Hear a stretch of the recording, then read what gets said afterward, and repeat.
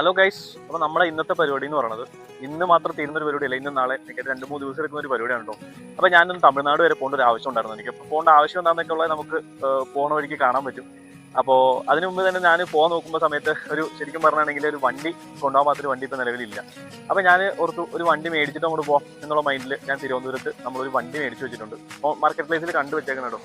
അപ്പോൾ നമ്മളതിന് വണ്ടി ഒന്ന് ജസ്റ്റ് പോയിട്ട് 2 ഇൻസ്പെക്ഷനൊക്കെ ഒന്ന് നടത്തി വണ്ടി മേടിച്ച് നമ്മൾ നാളെ ആയിരിക്കും കേട്ടോ പോകുള്ളൂ. പകല് അഡ്വാൻസ് മാത്രം കൊടുത്തിട്ടുള്ളൂ.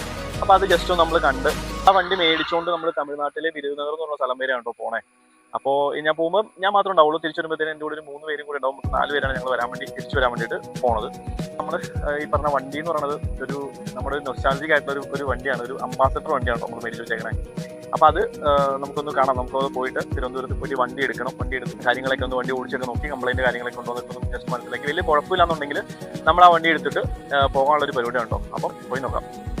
അപ്പോൾ നമ്മൾ ബസ്സിലായിട്ട് പോകണത്. വണ്ടി ആയതുകൊണ്ട് എടുത്തുകൊണ്ട് വരാൻ ഉള്ളതുകൊണ്ട് നമ്മൾ ബസ്സിലാണ് പോകുന്നത്. ഞാൻ ഇങ്ങനെയുള്ള സാഹചര്യങ്ങളിൽ മാത്രമേ ഉള്ളൂ ബസ്സിൽ പോകാറുള്ളൂ കേട്ടോ. കാരണം എനിക്ക് ഭയങ്കര കഷ്ടപ്പാടാണ് ബസ്സിൽ പോക്ക്. കുറച്ച് മോഷൻ സിക്നസ്, തലകറക്കമൊക്കെ ഉണ്ടാവുന്ന ഒരു പരിപാടിയുണ്ട്. അപ്പം ഞാൻ ബസ്സിൽ യാത്രക്കാരനായിട്ട് പോക്ക് കുറവാണ്. കൂടുതലും വണ്ടി ഡ്രൈവറായിട്ടാണ് നമ്മൾ പോയിട്ടുള്ളത്. അങ്ങനെ ഏതായാലും പാല എത്തിയിട്ടുണ്ട് കേട്ടോ. പാല ടൗണിലാണ് നമ്മളിപ്പം ഉള്ളത്. ചെറിയ മഴയുണ്ട്, നല്ലോണം മഴ പെയ്തുകൊണ്ടിരിക്കുന്നുണ്ട്. എല്ലാ സ്ഥലത്തും മഴ പെയ്യുന്നുണ്ട്. അപ്പോൾ മഴയത്താണ് പോണത്.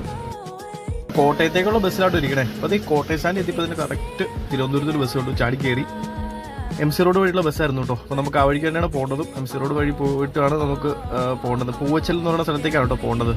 അപ്പോൾ അത് അടൂര് പന്തളം ഒക്കെ കഴിഞ്ഞ് വണ്ടി MC റോഡ് വഴി പോയിക്കൊണ്ടിരിക്കുന്നതാണ് കേട്ടോ. ഏതായാലും വലിയ തലകറക്കത്തിൻ്റെ പ്രശ്നമൊന്നും തോന്നിയിട്ടില്ല ഇതുവരെ. അപ്പോൾ നമ്മൾ കൊട്ടാരക്കര സ്റ്റാൻഡായിട്ട് എത്തിക്കണേ.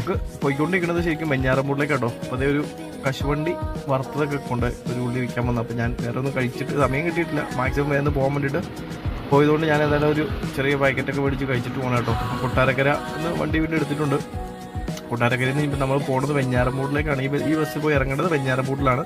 വെഞ്ഞാറമൂട്ടിൽ നിന്ന് നമുക്ക് അടുത്ത സ്ഥലത്തേക്ക് ഒരു 3-4 ബസ് കയറിയെങ്കിലുള്ള നമുക്ക് എത്താൻ പറ്റുള്ളൂ കേട്ടോ. അപ്പോൾ ഞാൻ വെഞ്ഞാറമൂട്ട് ബസ് ഇറങ്ങിയിട്ട് അടുത്ത ബസ്സിൽ കയറിയിട്ടുണ്ട്. അപ്പോൾ നമ്മൾ വെഞ്ഞാറമൂട് നിന്ന് കയറിയിരിക്കുന്നത് നെടുമങ്ങാട് ബസ്സിലാട്ടോ. അപ്പോൾ നെടുമങ്ങാട് പോയി ഇറങ്ങിയിട്ട് വേണം പൂവച്ചൽ എന്നുള്ള സ്ഥലത്തേക്ക് വേണം നമുക്ക് പോകാനായിട്ട്.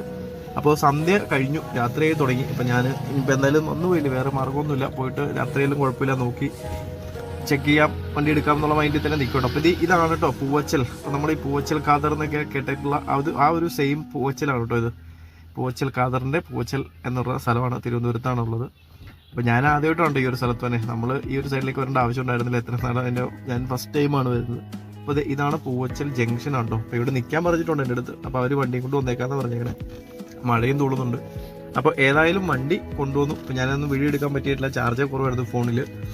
അപ്പോൾ വണ്ടി പിന്നെ ലൈറ്റൊക്കെ തെളിച്ചേ മാക്സിമം നമുക്ക് നോക്കാൻ പറ്റുന്നതൊക്കെ നോക്കുക കേട്ടോ. ബാക്കി മെയിൻ ഇമ്പോർട്ടൻ്റ് ആയിട്ടുള്ള കുറച്ച് കാര്യങ്ങൾ, സൗണ്ട് എന്തെങ്കിലും പ്രശ്നങ്ങളൊക്കെ ഉണ്ടോ എന്നൊക്കെ ഉള്ളത് ഒരു പെട്ടെന്ന് തെളിച്ച് കാണാവുന്നത് ലിമിറ്റേഷൻ ഉണ്ട്. എന്നാലും കുഴപ്പമില്ല, ഇത്രയും ഒരു കേസല്ലേ ഉള്ളൂ എന്ന് ഓർത്തിട്ട് നമ്മളത് മാക്സിമം നോക്കാവുന്നതൊക്കെ നോക്കുന്നുണ്ട് കേട്ടോ.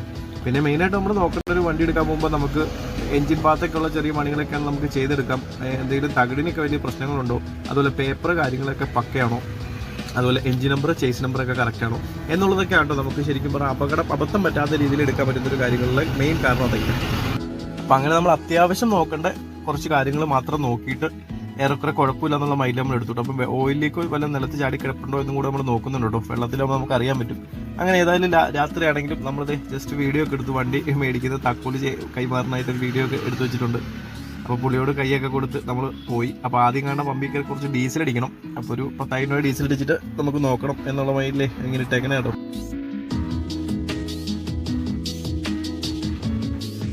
ഡീസലൊക്കെ അടിച്ചിട്ട് നമുക്ക് പോവാം. എന്തായാലും ഇന്ന് പോക്ക് നടക്കില്ല. ഇന്നിപ്പം എവിടെയെങ്കിലും പോയി വഴിയിലോ എവിടെയെങ്കിലും കിടന്നിട്ട് പതിയെ രാവിലെ പോക്ക് നടക്കുള്ളൂ. കാരണം ഇപ്പോൾ ഈ വണ്ടി ഓവർ ഹീറ്റ് ആവുമോ എന്നൊന്നും നമുക്ക് കറക്റ്റ് അങ്ങനെ അറിയില്ലല്ലോ, നമ്മുടെ കയ്യിൽ വന്നതല്ലേ ഉള്ളൂ. അപ്പോൾ ഏതായാലും ജസ്റ്റ് ഒന്ന് മനസ്സിലാക്കിയിട്ടൂടെ പോകാൻ. കാരണം അല്ലെങ്കിൽ രാത്രി എവിടെയെങ്കിലും പോയി വഴിക്കാവാതിരിക്കാൻ വേണ്ടിയിട്ട് ഞാൻ എവിടെയെങ്കിലും കുറച്ച് ചെക്ക് പോസ്റ്റ് ഉണ്ട്. ഇപ്പോൾ നമ്മൾ കളിക്കാവിള എന്ന് പറയുന്ന ചെക്ക് പോസ്റ്റ് വഴിയാട്ടോ നമ്മൾ കടന്നു പോകാൻ വേണ്ടി പോകണേ തമിഴ്നാട്ടിലേക്ക്. അപ്പോൾ ഏതായാലും വണ്ടി നമ്മൾ ജസ്റ്റ് പോകണം. അപ്പോൾ വെട്ടമൊക്കെ കുറവാണ് ഇതിനകത്ത്. ഇന്ത്യയിൽ ലൈറ്റും കാര്യങ്ങളൊന്നും ഇല്ല. അപ്പോൾ അതുകൊണ്ടുള്ള ലൈറ്റൊക്കെ വെച്ച് അഡ്ജസ്റ്റ് ചെയ്യണം. അപ്പോൾ ഇതാണ് നമ്മളിനി പോകാനുള്ളൊരു മാപ്പ് ഞാൻ എടുത്തു വെച്ചേക്കുന്നതാണ്. അപ്പോൾ ഏറെക്കുറെ 256 കിലോമീറ്ററാണ് കാണിച്ചേക്കണേ വിരുതുനഗർ വരെ. അപ്പോൾ നാളെ എന്തായാലും കുറച്ച് സ്റ്റേ ചെയ്തിട്ട് വേണം പോകാൻ. അപ്പോൾ ഇതാണ് നമ്മുടെ ചെക്ക് പോസ്റ്റ് കേട്ടോ. കളിയിക്കാവിള ചെക്ക് പോസ്റ്റാണ്, കേരള തമിഴ്നാട് ബോർഡറാണ്. അപ്പോൾ അത് ചെക്ക് പോസ്റ്റ് കടന്നു. അപ്പോൾ ഞാൻ അവിടെ ചെറുതായിട്ടൊന്ന് പമ്മിയായിരുന്നു എന്ന് മൊബൈൽ ഫോൺ വീഡിയോ എടുക്കാൻ വേണ്ടി സെറ്റ് ചെയ്യാൻ വേണ്ടിയിട്ടാണ് ഡിലേ ആയത്.